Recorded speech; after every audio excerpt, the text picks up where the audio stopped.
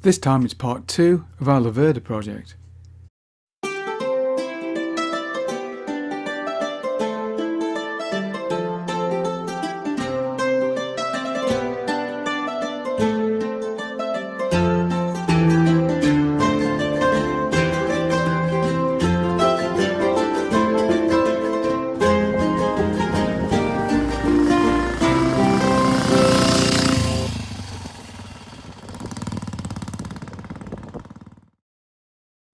So if you can remember all the way back to part 1, we acquired a Laverda rolling project, bought a Honda with an engine in it, talked about combining the two, and then got the project going, sort of. I spent some time stripping the Honda engine from its frame and taking whatever useful parts I could find, and then we did a little bit of work on the back wheel, finding out that all the wheel bearings were knackered. This time we're going to look at some engine mounting. Okay, so today we're doing the second part of our Laverda build. I'm going to set the bike up on a stand, lash it down, and then see if we can't get the engine installed. So we're going to try and build some, or we're going to try and make some mounts for the engine. So got the bike ready to set up. We'll see what we can do in terms of mounts. I don't know if we're going to need to weld them on, or whether we can just use nuts and bolts and just do it that way. We shall see.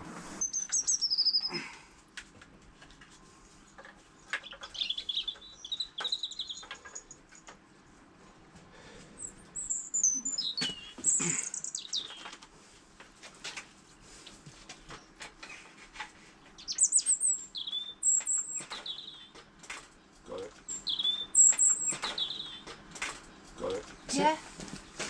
At this point I took the original Honda engine mounting, lined it up with the new mountings in the frame, and drilled a hole accordingly so they all lined up. Unfortunately the camera wasn't on, and other lost sets were better me lining up and drilling the holes.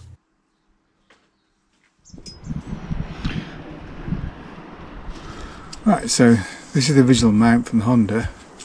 Drilled a hole there, the pin's only temporary, and this is obviously all going to be cut down and tarted up. But now we've got the front elevated. Now we're going to space this out to line the engine horizontally when we need to get the chain aligned. But so far so good, that was simple enough really. You used a template, drill a hole in there, and use a visual mount.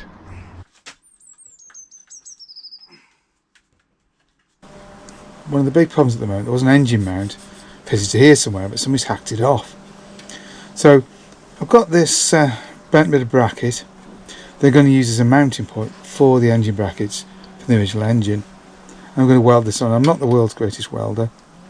At the moment I've got a clamp to hold it in place for a weld it, and I'm going to weld up along this edge, and then I'm not going to finish off today, just enough just to hold it in place. Once I've done that, I'll come back another day once all this stuff's out of the way, and we'll weld underneath and weld it all the way around so it's good and solid.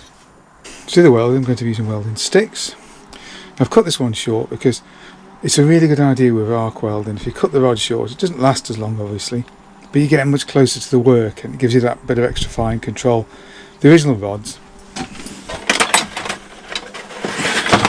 which look a bit like a sparkler, are quite long. They're a bit too long really for what we need. So you cut them in half, you get a lot closer in. So basically you have an earth cable that connects to whatever you're working on. The rod goes in here, and when it touches there's a powerful electrical current that flows between the two. What you need to do is have a tiny gap just between the end of the rod and the metal.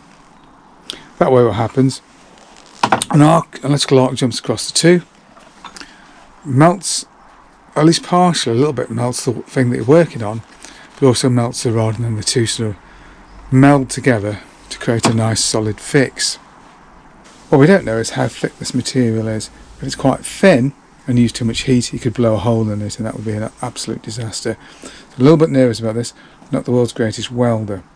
I'm not going to use the camera directly on while I'm welding because that would not end well, I don't think.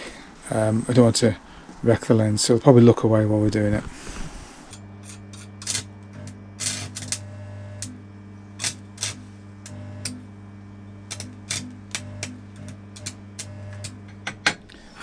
Okay, so figure the terrible welding, I know it's splashing a bit there, took me a little while just to get the current right.